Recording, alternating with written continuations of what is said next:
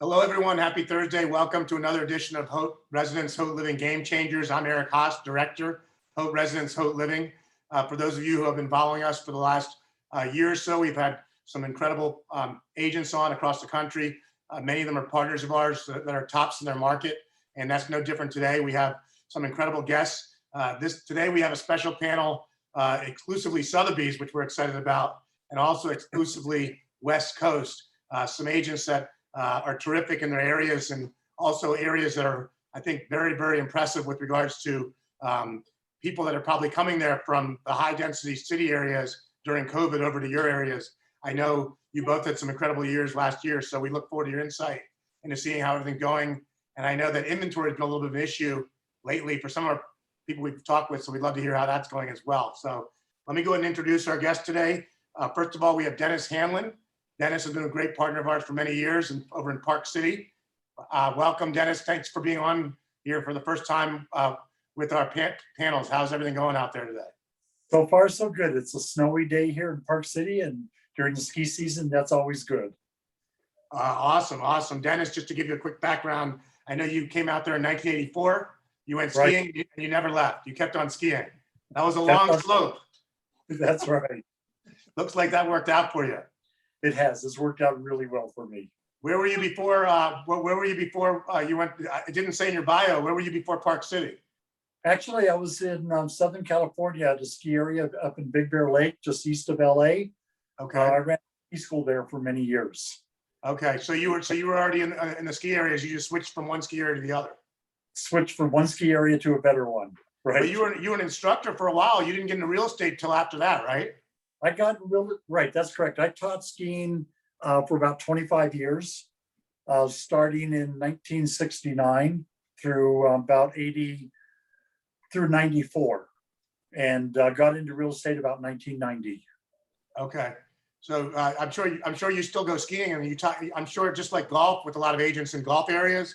Since you ski, it helps you out with sales, right? It does. You can meet a lot of people. One of the most fun things to do, and people just love to do it, is if we're looking at ski in, ski out homes, is to put our skis on and go tour and ski at the houses. That sounds like work. VIP. They go, you can't believe what we're doing. That's awesome. Well, you also could offer free instructions for the purchase of a home. You can offer some specials, you know? I could do that. Yeah. Well, that's awesome. That's awesome. I know you were Summit Sotheby's top producer there, and I know, was last year your best year ever? It was a really good year. It wasn't the best year, but it was a very, very good year. Okay, yes. Awesome. Yeah. We'll come back over to you. I just want to introduce you, and I want to introduce Patty as well. Then we'll come back over and go from there. Also over in California, we have Patty Murphy, who is Sotheby's as well, Sotheby's International Real Estate. Patty, Santa Ynez Valley, California, and some of the surrounding areas. I know you have a lot of experience with equestrian properties and ranches. I know you had an amazing year last year, 100 million, I believe, right? Over 100 million, which is incredible. Great. Yeah. Yeah. Small area. That's your best year ever? Yes. I mean, I've had 2 or 3 years that have been close, but nothing that's hit 100 million. I think that's the most that's ever been sold in the Valley. I mean, it was a heck of a year for all of the luxury realtors, right? Yeah. That's awesome. Yeah. And obviously this time last year, you were probably really worried that we'd even be able to do anything when we first got the COVID thing. Right? Oh yeah. I can remember sitting around going, well, maybe I'll get to some of those personal tasks. And that lasted for 3 days. And then, it took off and it never stopped. It was like nothing for 6 weeks, like right around now through April, and then areas like both of your areas, everyone started leaving the city and coming out your areas, and it got really to a point where it was pretty amazing to see a lot of records being broken all across the country with a lot of areas like that. And I know now it's an inventory issue as well, but it looks like it's not snowing in your area. I take it you don't have to deal with snow issues there. Not much, no. But you're not far from. How far is it to go to the mountains? Well, the Los Padres National Forest is, I can get to snow when it's, short term. It's short-lived snow inside of a half an hour. But that's just a place, you go up and you take the kids up and let them roll around and make a snowman, and it may be gone in a couple of days, or, if we get a consistent rainfall and it's cold, it might last a week, but we don't really have much snowfall. Well, you have a lot of other stuff, but not the only equestrians. I know you have the ranches and then you have the vineyards too, right? So Right. I don't know if any of those are the main reason people go out there. I think probably all three are, everyone has different reasons for liking it. Seems like a lot of space and probably very healthy with clean living, which is very important right now as well. Yeah, as long as you don't drink too much of fantastic wine. Oh, yeah. No, it's, I Well, mean, it's a yeah. beautiful area. I mean, it's an area that has such great natural beauty. I mean, it is an extraordinarily beautiful area. And, like you said, clean air, not congested, but we're a half hour from Santa Barbara, which is just one of the most beautiful small city experiences you're going to find anywhere. Couple of hours from LA. So we're getting a lot of people that have discovered our wine region that, they weren't driving up to Napa anymore or flying into Napa. So they started coming up from Los Angeles and falling in love with our wines and then the area. And plus we had a lot of people who had small second homes in the area. And when COVID hit, they decided to shelter here and then called me and said, I want a bigger ranch. Yeah. Yeah. So, I mean, they kind of fell in love with actually really living here. So it's been fun. It's been fun. That's awesome. And then Santa Barbara is breaking records. I know our partner, Crystal Clark over there was on with us recently in Montecito, and she is #1 in Berkshire last year, the whole world. Yeah. 206. I forgot what the exact number was. A lot. Crazy, like fantastic. Yeah. She said there's the challenge is just finding people who are selling now, Yeah. Inventory is tight everywhere. Definitely. Yeah. And, people don't know where to go if they sell because there's so little inventory everywhere else. Now, how do you have 38 years experience? You do not look that old. So well, thank you very much. Dennis has 25 years. 10, right? Dennis has 25 years experience. You got Dennis beat by 13 years. Yeah, well, I wouldn't have fun being a snow instructor or ski instructor either. I nose to the grindstone, but thank you for that. I've been, a lot of years doing the same thing.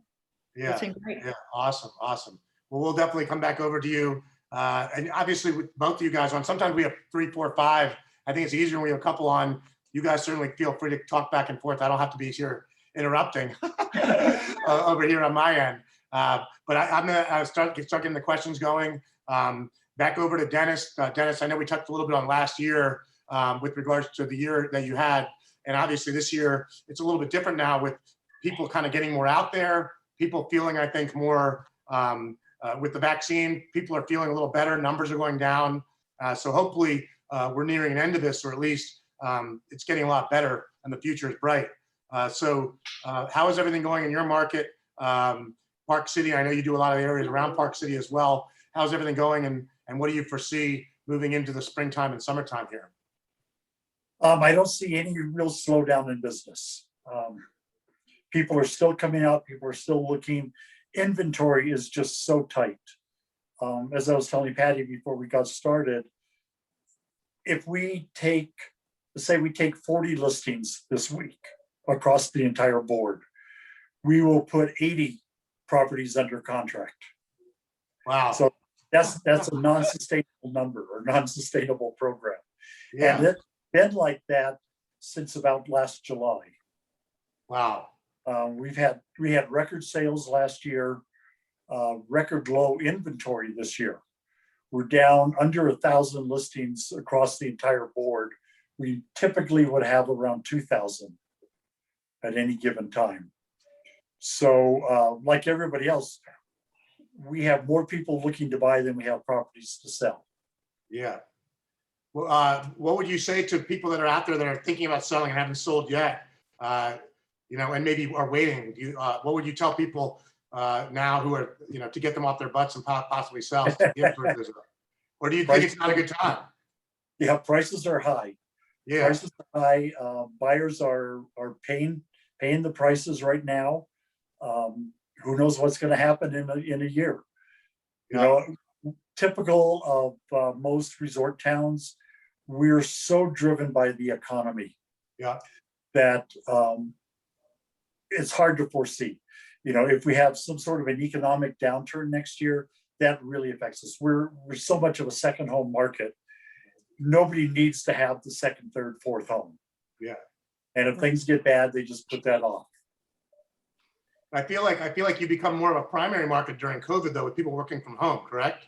We became a lot more of a primary market, but a lot of people, buying second homes with the intent of slowly transforming to their primary home out here. And they, from what I hear in markets like yours, they moved up. People who thought, all right, I'm going to do it in 5 years, they moved it up to now. That's correct. Right. Yeah, they moved their timeline up. Yeah. When COVID hit last year and everybody got sent home, the offices closed. And pretty quickly, everybody realized that the office wasn't as important as they thought. Everybody thought that they had to be able to go over to Sally's desk and brainstorm with her or hear what was going on at the water cooler. And everybody pretty much quickly realized that that's not true anymore. And once that realization hit, then the second realization was it doesn't matter where I am. And I'd rather not be in downtown Chicago. I'd rather be someplace in the mountains or the vineyards of California or the beaches where I can walk out of my house and enjoy the outdoors. Yeah. If you're going to work from home, why not enjoy?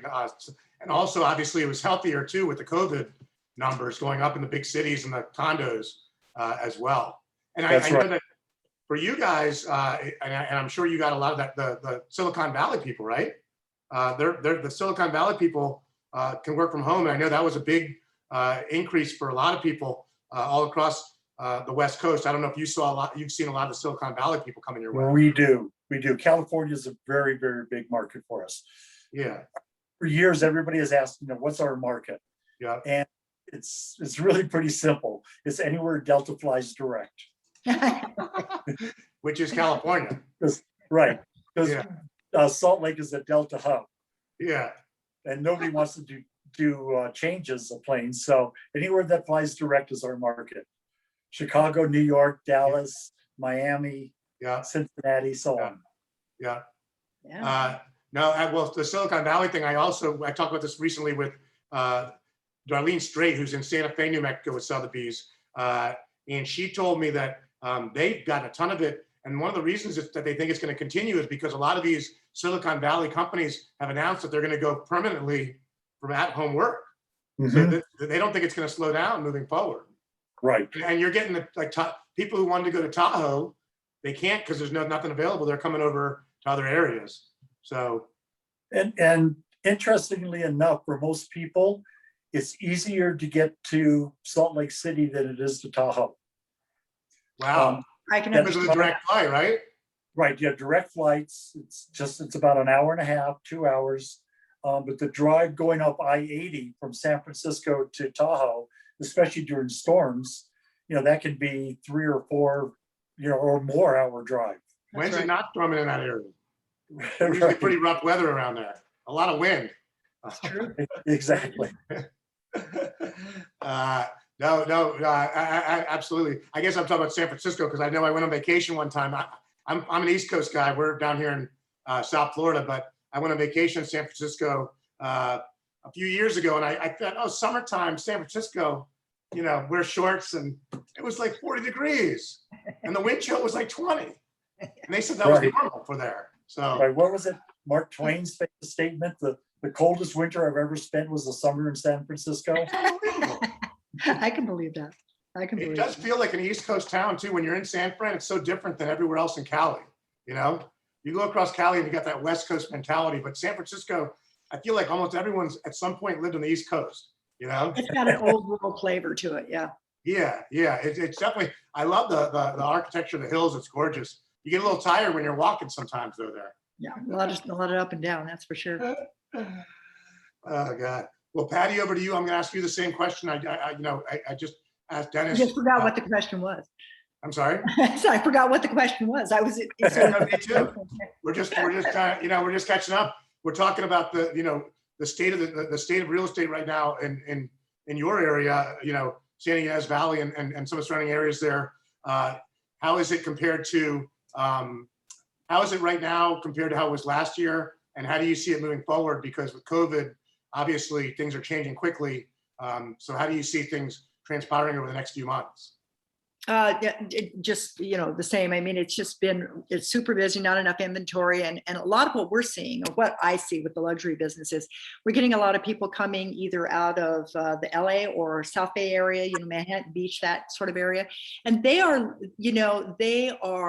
the business for design and luxury has really ramped up because people are looking at outdoor spaces. They're spending a lot of money on construction, creating outdoor dining areas and gardens and beauty, as well as a lot of interior design projects that people had put off before. They've got a lot of money that they put by, and they are now wanting to spend it on making their living environment everything they want it to be, because they're spending so much more time there. As well as a variety of clients who used to spend so much time flying back and forth to Europe and various places and weren't able to do that this year or last year. They're now focusing on places they can drive and stay. So our ranch and luxury market is really off the hook. It's really been fabulous. And it's been really good for our designers and our people in construction as well. They're all very, very busy, hard to, be able to get their ears sometimes. So, and our numbers for COVID have always been very low. The Santa Barbara County's done a really good job in taking care of it. Vaccinations are up. I think in our area, in the San Ynez Valley, we only had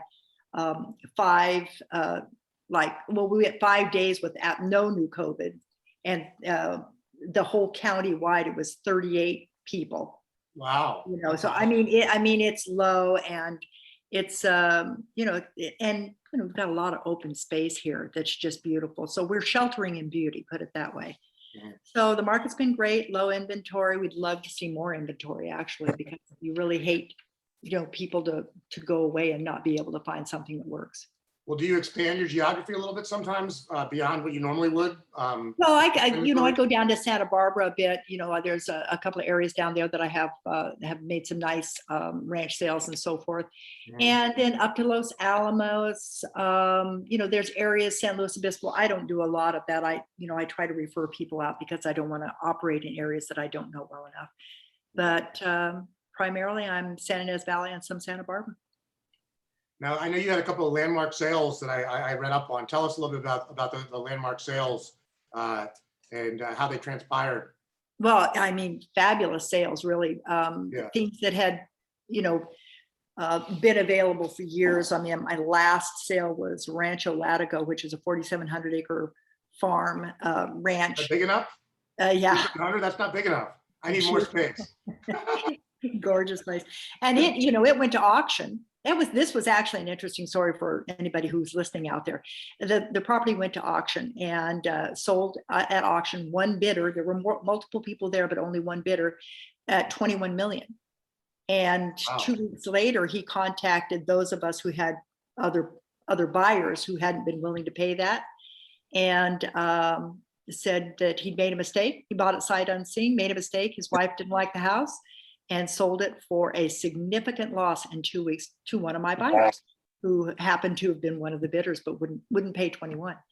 And then, Zaca Lake, which is this fantastic area back in the mountains with the only natural lake in Santa Barbara County. It's an old retreat with multiple log cabins, and was purchased by a young family out of Montecito. They're going to renovate it and make it into a public spa, eco lodge retreat. It's going to be wonderful. So there've been some nice things like that this past year, and then several nice ranches, horse farms, that sort of thing. So it's been beautiful, really beautiful. That's awesome. That's awesome. Congrats. That's a great story, and I know that's hopefully one that you have many more of moving forward. Yeah, that'd be wonderful. But I like all of my luxury sales. I'm not picky. All good. Absolutely. Dennis, how about you? Last year, is there any success story you want to share with us that was maybe during COVID, where it was a challenging situation and it became a big sale or a successful, happy client? Anything? Well, I had several nice clients that, when COVID hit, everybody thought that we were dead. in April. World was coming to an end. Just looking at their bank account going, okay, how long am I going to be able to survive here? And that lasted until about May. Then we started picking up, and about June, it just went off the charts. And we started seeing, what was really interesting, up until last year, we'd had very, very few sales over 10 million. 5, 6, 7 million seemed to be about the top of our market. All of a sudden, 10, 12, 14, $15 million sales for ski and ski out properties, if not common, was certainly not unusual. And that was really nice to see. I've got a home right now listed that's a ski and ski out property up on Deer Valley for 14.5 million. Wow. Just waiting for the right buyer to come around for it. It's a spectacular home, of course. It should be for that price. Yeah. But we don't have anywhere near the acreage that Yeah. I was going to say, how many acres is this one?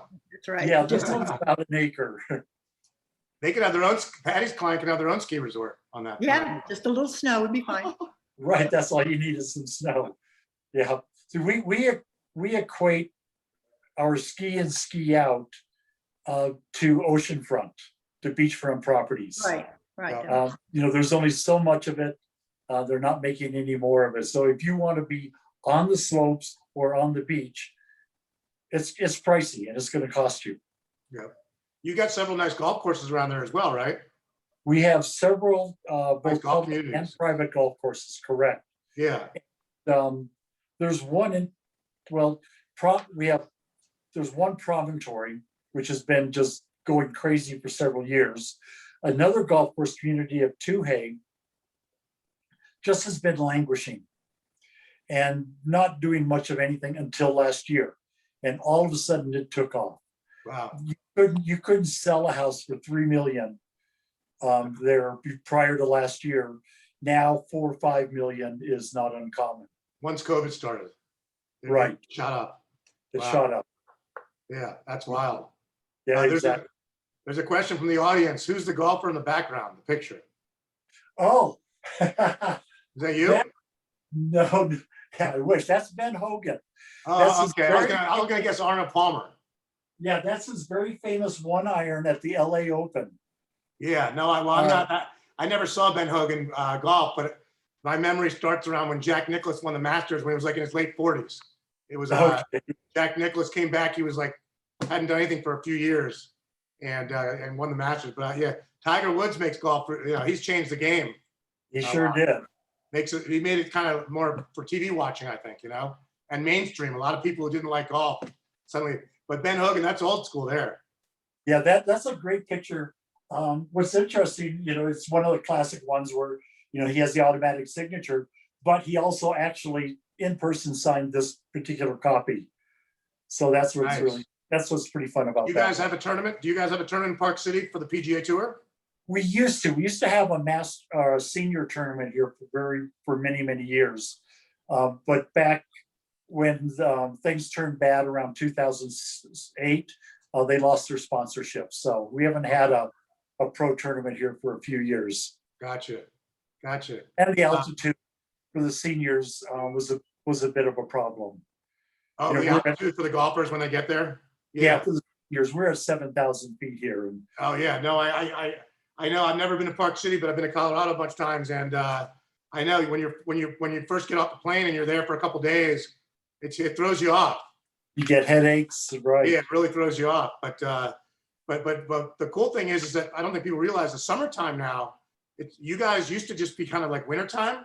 Now Exactly. It's summertime too, right? Because a lot of areas like Park City, Tahoe, you guys have a lot of activity. Tell us more about what's going on in the summer. Why it's become a great place for the summer too.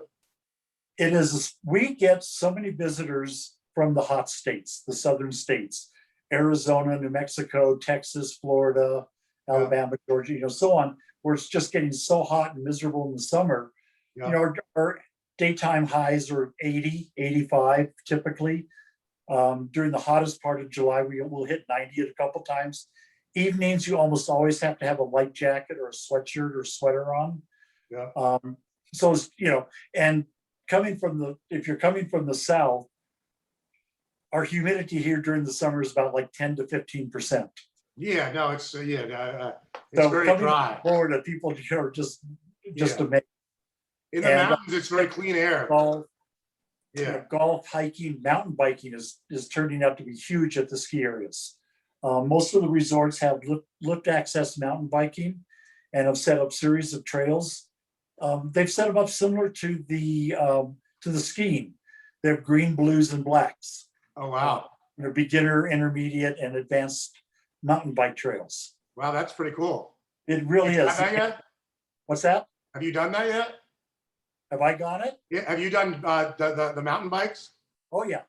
Yeah, because it's the same principles as skiing, right? Similar? Right. Yeah. It's very similar. Right. Yeah. Probably a Yes. little more dangerous, right? A little scarier. It's not as pleasant to fall on a mountain bike. Yeah. As it I was gonna say, if you fall off a mountain bike in the summertime, and you don't have that snow to hold, you know. That's right. A little bit more. It's dirt, and rocks and stumps. Yeah. And I guess there's also other sports too that people do on the mountains now. What is it like, inner tubes and stuff? I guess I don't know. In the summertime. Yeah, there's some of that. In the summertime, Really interesting out at, we have the Olympic Sports Park that was built for the 2002 Winter Olympics. Oh yeah. They have ski jumping there. Well, on the outrun, the landing, they have it with a kind of a plastic carpet, and they put inner tubes on that and let the people go down the outrun on inner tubes. Oh wow. And they're huge. They'll put 2, 3, 4 people on it, and you get going 40, 45, 50 miles an hour down this thing. Oh. And it's pretty I don't know wild. if I do that one. Yeah, and then the bobsled track runs for the public, which I've done many times. And in the wintertime, you go with a professional driver, usually an Olympian of some kind, and 3 passengers, and you'll go 80 miles an hour. You'll pull 5 Gs in the corners. Wow. So that's a pretty great experience to run an Olympic bobsled track. And that's open to anyone. It's open to anyone. Wow, that's awesome. I didn't know that. Yeah. And that's very cool. I've never bobsled. I love the Jamaican bobsled team. And ski jumping. Eddie the Eagle is the one I remember. Eddie the Eagle ski jumper. Right. I don't think he was in Park City that year. That was a different. Right. Yeah. He had never. He just learned how to do it 6 months earlier from England, and I think he almost got a medal or something. I don't know. Pretty crazy.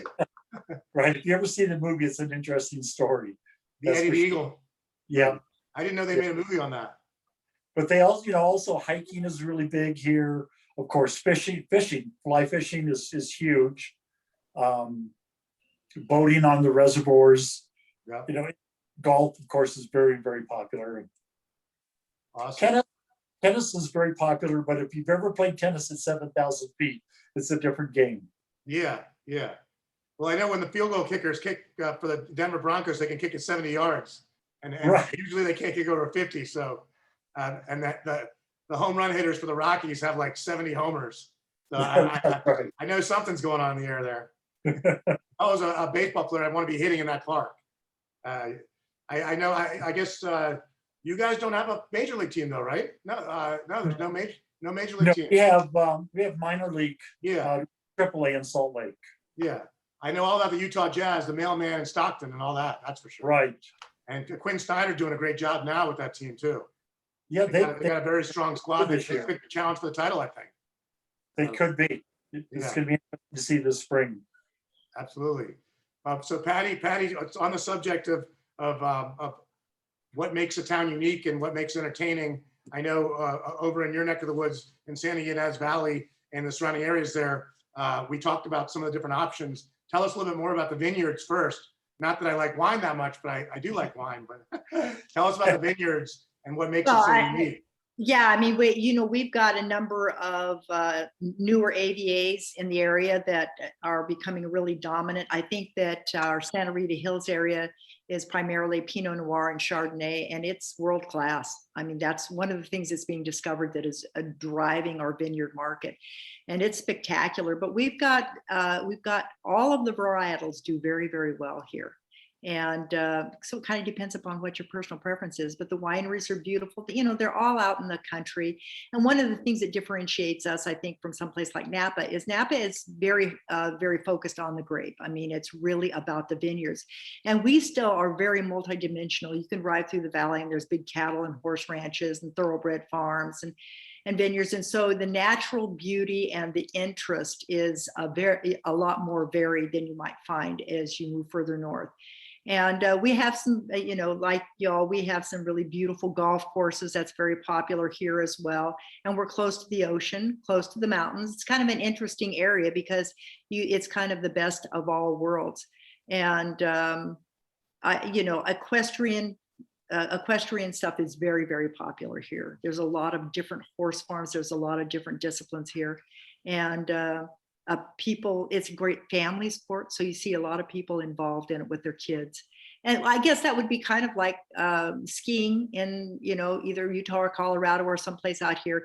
It's a great area for families. I think it's just hard to beat. Just depends upon what you want to experience in terms of weather and how you want to spend your days. But it's a fabulous, I mean, it is a fabulous place to be. It really is. Feel very. Equestrian is amazing. We had Nacho on our cover. Oh yeah, sure. Yeah. I don't know if you saw it. We actually we sent you a copy, but Nacho was on it, and I think he's #1 polo player, right? I'm pretty sure. Well, I mean, he's hugely famous, and he's you know, he's a little bit older now, but he's still the man. Do you guys have the equestrian matches and stuff like that too, or polo matches? Yeah, you know what they do here? Most of the polo grounds are down in Carpinteria, which is just outside of Santa Barbara. So they're, you know, that's where most of the polo matches are played. Joel Baker has a small dirt field here, but we have Tom Barrick has a polo farm. That's not exactly a polo farm. He has a large farm with a beautiful polo field, and he does events there. And Nacho brings people out to that area to teach and do a lot of things. And he has some, like I said, he has some gorgeous events, some you know, philanthropic pursuits every year. It's great for that. So yeah, we have a lot of equestrian stuff going on here. Definitely a lot of cow sports though. Yeah. You know, cutting and team pinning and all the things that people really love if they're into the Western aspect of it. And I see your ranch properties. They're absolutely gorgeous that you guys have. Tell us more about what makes that unique compared to ranch properties in other areas. I know that they're gorgeous from a designer standpoint, architecture standpoint. From when I see them, you know, the properties that you sell. What makes it a little more unique? Tell us a little bit more about the ranch story. Well, that's an interesting question. It's a good question. I mean, I don't know. Well, they're big, obviously, with being as big as the one you sold. They're very big. Yeah, we do have. I mean, you have some areas where you have some really large swaths of land, and there, you know, that I think one of the things that's beautiful about this area and the ranches it's this classic California look where it's the big rolling fields with the ancient oaks that are just studded throughout, and it's absolutely the place that people love to come and paint. And so you'll see these big, large ranches with the whiteboard fences, and you'll have thoroughbreds racing through the fields and cattle grazing on the rest. And then, you know, vineyards off in another area. So it really visually is stunning. And it's an elegant area. You know, there's a lot of areas that have a lot of equestrian properties, and there are a lot of dirt properties, you know. They have their ranches and a lot of horses but you know, it's very hard to find these bigger places with the big green fields and the old oaks. And, you know, in a sense, I commuted back and forth to Kentucky for 3.5 years because my husband started the thoroughbred farms for Stone Street Farms, Kendall Jackson. And, you know, there's a similarity in that feel of the big fields and the large oaks and just, and the casual elegance of the whole thing. Really special, really special. Well, you can't beat Kentucky with horse racing. I know that with That's for sure. the Derby, and I know you guys have some great races out your way too.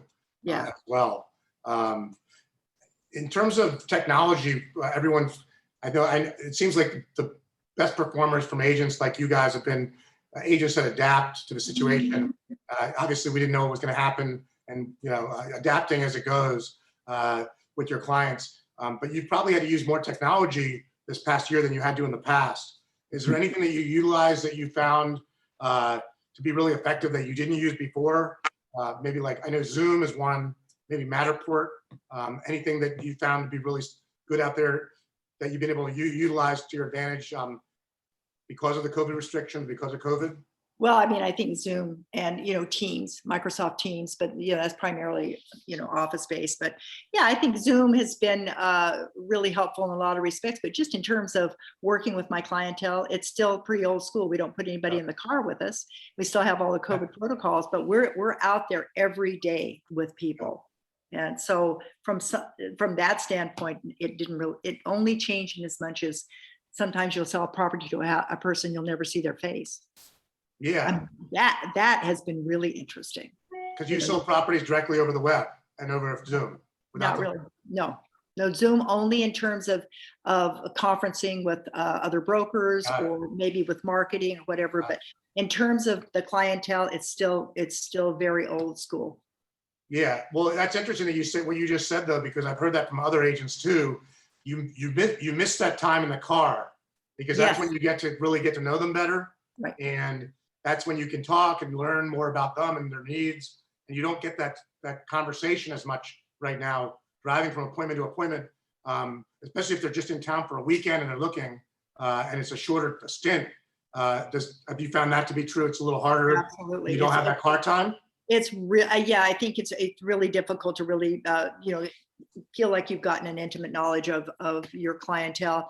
I mean, in certain areas we can drive and we can be talking on a cell phone to the people in the other cars. And you have some, but a lot of our properties are in areas where there's, very little cell service. So that doesn't really work either. So there's a lot of stopping and talking and whatever. It makes it more difficult and not nearly as much fun. I thought you were hanging up the phone on me, Patty. It's just a bad reception. I thought you were always just hanging up on me when I called you. I'm kidding. Yeah, I'm going to tell you what, you can get challenged. No, I know. Usually when I talk, actually, I think it's the same thing with Dennis in markets like yours with the mountains. The reception. Actually, I think I've had that happen with you, Dennis, at some point too. The mountains, right? They affect the reception, so sometimes you can't get on the cell phone too long when you're driving around. Correct? Yeah, that's definitely a case. You do have to know where you have reception, where you don't. And because we're not a drive-to market, we're a fly-to market. Yep. So we were definitely impacted by that in the last year. And we did a lot more showings by Zoom, by FaceTime, by all the various mobile phone video conferencing and stuff like that. And it's not uncommon for us to have sold a property where the buyer had never actually seen it in person. Yeah. I had a home up in Deer Valley, a $5 million home, ski in, ski out. And the first time the buyer actually saw the home was the day they flew in to sign closing papers. Wow. So that was crazy. A little bit of a nervous drive to the home that morning. That's wild. Well, they really got to trust you then if they're going to do it without even seeing it. Right. You do a lot of video calls, a lot of walkthroughs, a lot of filming, and in trying to get their comfort up. Unfortunately, for this particular buyer, I had worked with them before, so they trusted me and they knew, I knew what they were looking for. Yeah. So it wasn't too bad. That's one thing that we've seen too, is it looks like with COVID, people are not messing around. They're picking the agents that have been doing it for a very long time, like both of you guys, where they know they're going to get taken care of, because you don't want to mess around right now and go with your best friend down the street who may not have that knowledge. So I think obviously there's a billion realtors out there, but I think really the top realtors have really increased a lot. But I think maybe some of the middle or bottom maybe have lost stuff because people are making decisions to go with people that have a lot of experience, because you can't mess around right now. Yeah, it's definitely true, because what you can't do if you're a serious buyer is take a chance with somebody who isn't experienced and losing out on the property that you really want. Mm-hmm. I saw what I see yesterday, the day before, that there are more agents in the US than there are homes for sale. Oh, wow. Is that the first time that's ever happened? That's got to be the first time that's ever happened. That's not good, is right. Yeah, but I mean, listen, like down here, I'm in South Florida, everyone claims they're a realtor. They all have their real estate license. But I mean, you know how it is. Out of every 10 people that say they're realtors, 9 of them don't even really work full time, right? No. I don't know, Right. at least down here. So Yeah. It's the same. Every ski instructor, bartender, flight attendant. yeah, they do a deal here and there with their friends or family, but they're not all in like, like the best ones. Right. They're not working full time. They're picking the real low hanging fruit. But it has gotten a lot stricter over the years with realtors. I know back in the day, almost anyone could do it, right? Back Yeah. 30 years ago, they weren't very strict with the licensing. Now they do the background checks. It's a lot more strict, right? Yes. Yeah, which is a good thing. Right. But actually, that's a good question for consumers out there. What should they look for in a realtor besides looking for Sotheby's and you guys? That's all you.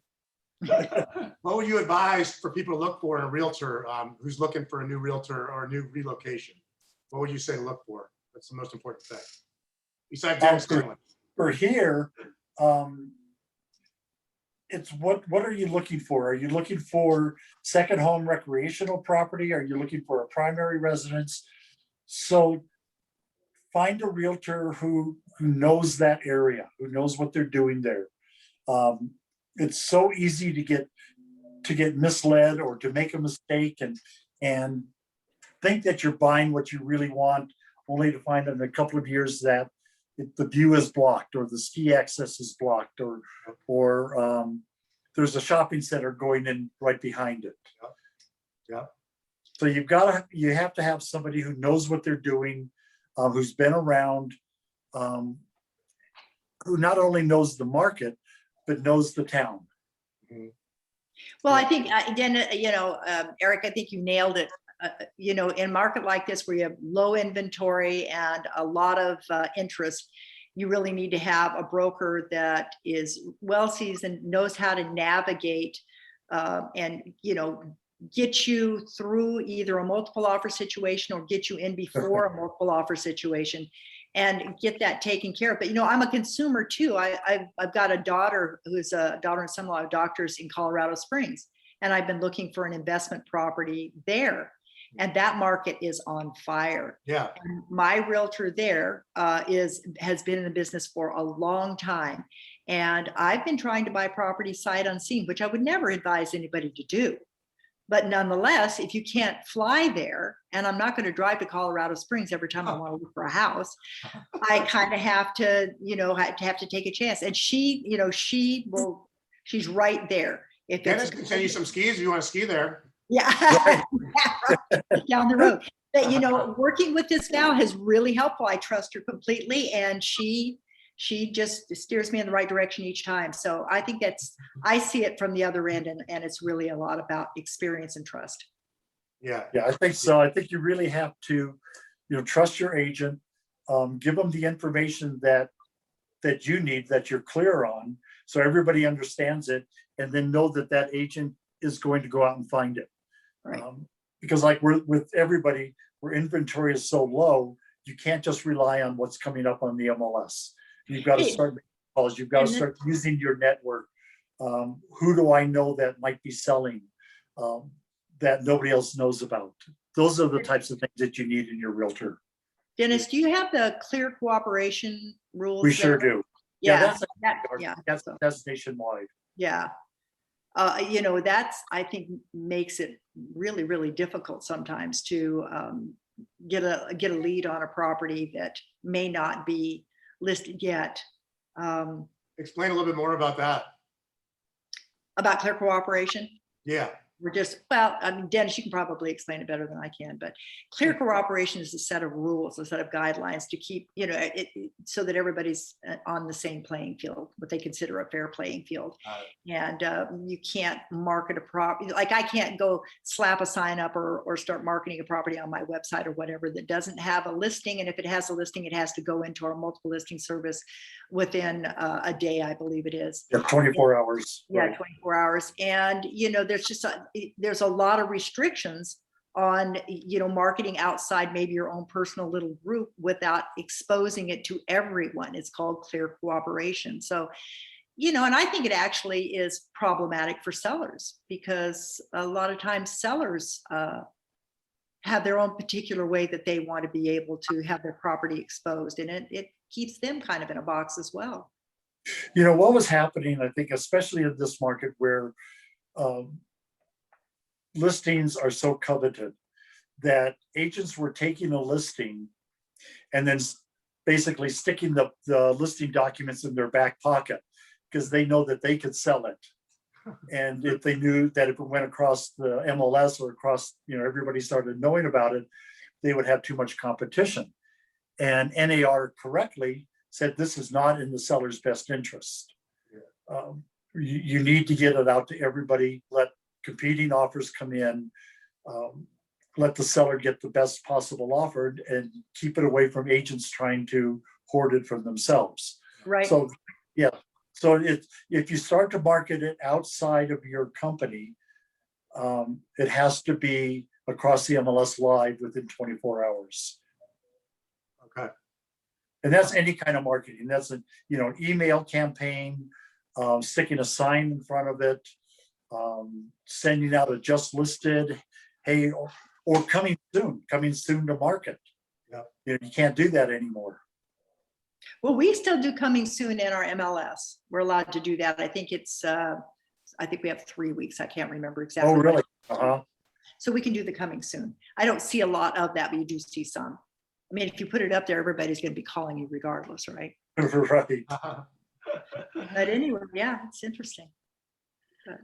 So we're gonna wrap things up right now. I just want to go back to each of you guys one last time to get any last thoughts that you want to share with everyone.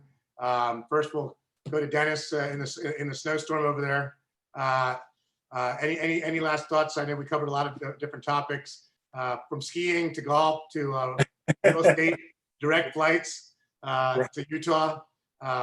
But any last thoughts that you want to share with everyone out there? We'd love to hear it. Utah's a beautiful place to come out and visit.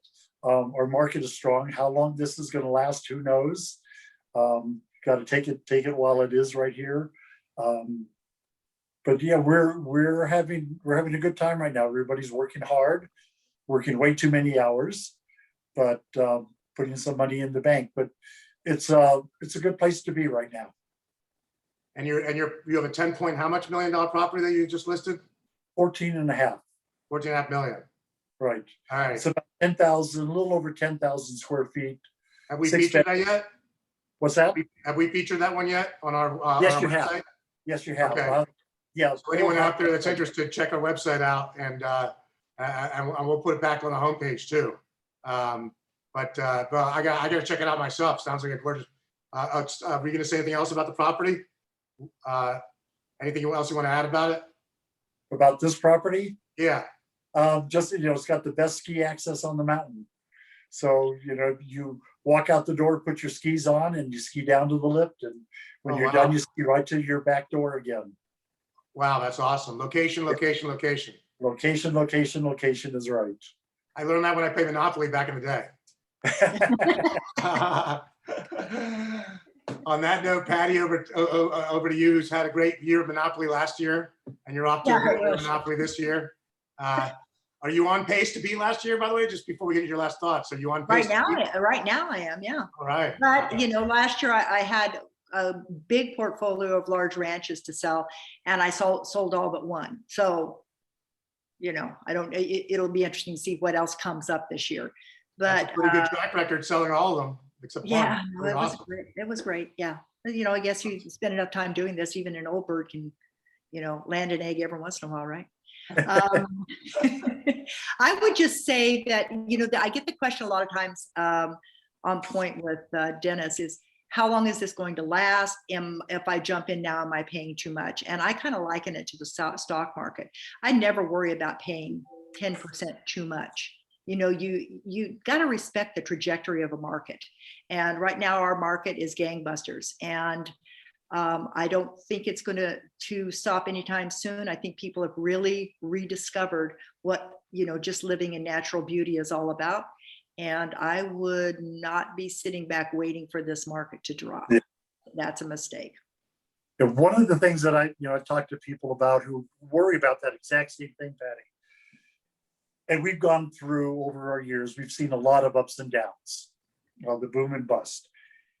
every time that we come to a downturn in the market, it doesn't go down quite as far as it did the last time. Right. And then when it comes back, it goes back higher than it was the last time, Just like the stock market. just like the stock market. Yeah. Yeah. Well, that's great thoughts, and really enjoyed both of you guys on today. We could go on forever. Actually, I kind of enjoy only having two at once. We had a chance to talk more. Sometimes when there's four people on, it's hard to get everyone's insight all within an hour. So this has definitely been enjoyable. Patty, it looks like you have a gorgeous day there in the background, the sun. Yeah, it's coming out. I can picture your drive coming up out there in the mountains with the vineyard, and I'm jealous. I'm jealous. Me too. Thank you. Hey, thanks for everything. Dennis, nice to meet you. Eric, you too. Thank you. Thank you guys both for joining us. This has been another edition of Haute Residence Haute Living Game Changers. We definitely love to have you guys on again very soon. We'll have a full video of this that we're going to send you guys when we'll publish it on our website. Anyone who's interested in Dennis's property or Patty's property, please check out HauteResidence.com or visit them online, Dennis Hanlon and Patty Murphy. Thanks again, everyone, for joining us. And Patty and Dennis, we're going to send you guys an email as well to link you guys up, and we'll send you guys the full video of the event as well. So thanks again so much for taking the time to do that today. Thanks, Eric. All right. Have a great Take day. care. Enjoy the snow and enjoy the sun. I'm going to the beach. And a glass of wine. All right, guys. Have a great day. Thank you. Okay.